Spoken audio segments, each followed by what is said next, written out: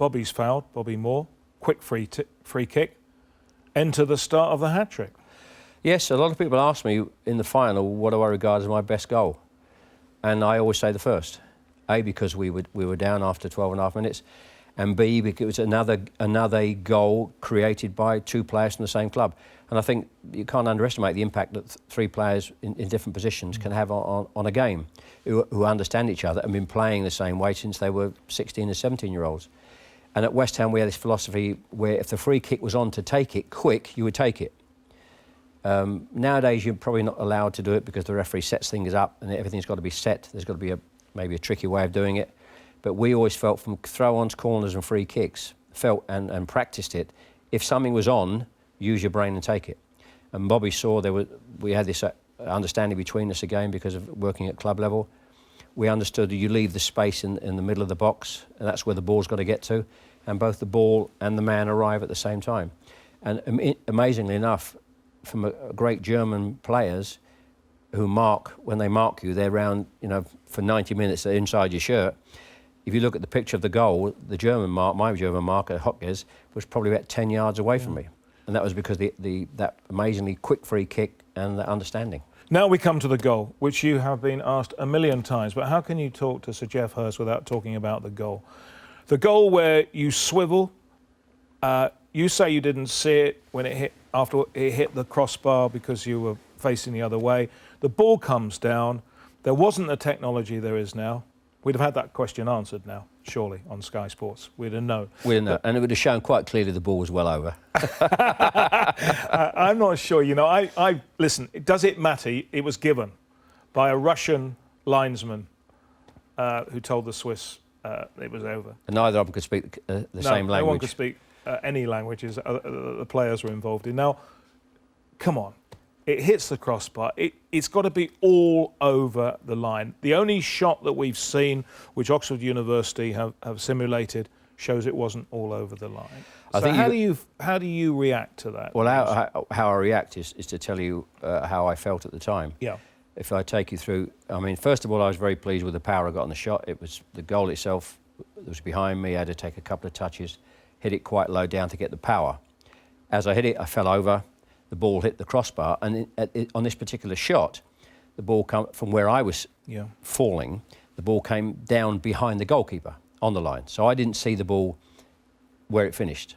But you have to accept this. I've only been inside a couple of games. We're in the World Cup final at Wembley. It's 2-2. The ball hits the crossbar. It comes down the line. You want to believe, I wanted to believe more than anything in my life, that ball was over. And that power of belief is really what I've said over these years. I agree, nothing's ever proved conclusively that the ball was over the line, but the power of my belief has always believed it was in. But the linesman's there, who we know now is from Azerbaijan, not from Russia, actually, gave the goal, and off we went. We ought to sort of make another point there that Roger Hunt, who could have tapped it in,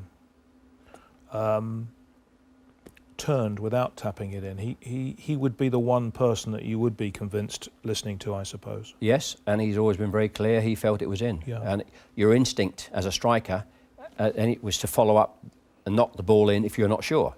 Roger just turned away and shouted goal, said it's a goal. And I've gone on that attitude as well over these years. So we're now into the last minute. And, the Germans are pressing and we're all on the edge of our seat. Can England hang on, or is it going to be sudden death as it would have been? No, it wouldn't have been. It would have been replays. I think it would have been a replay. Yeah, it would have been a replay. Yeah. It would have been a replay, and we had to go through all that again.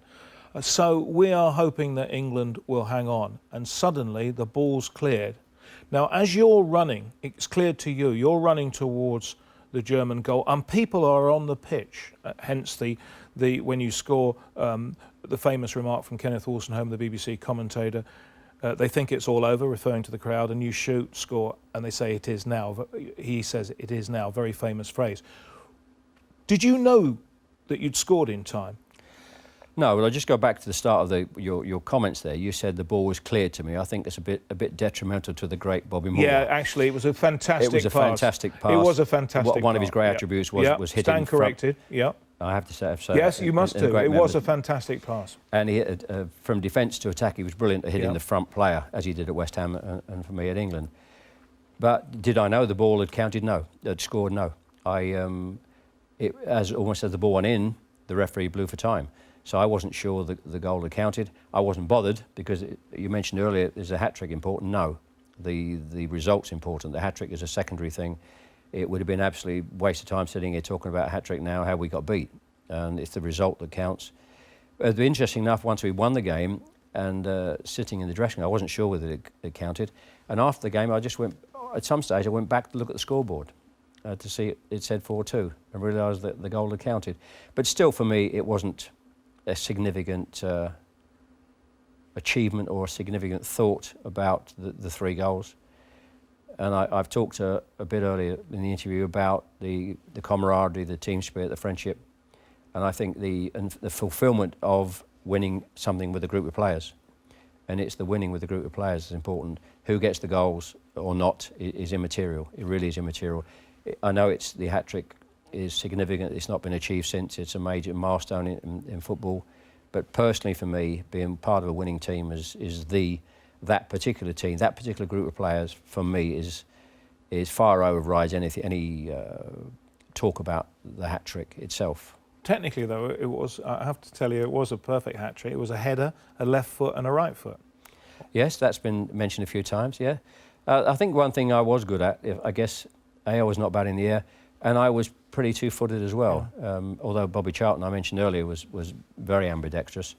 And it's amazing how life can affect you. My father, who was an ex-pro with Oldham and Rochdale, spent hours and hours in my back garden in Chelmsford teaching me to kick with my left foot, and how that can affect you, what your parents do in all walks of life. So I owe a great deal to my father, God rest him, for teaching me to kick with my left foot as well.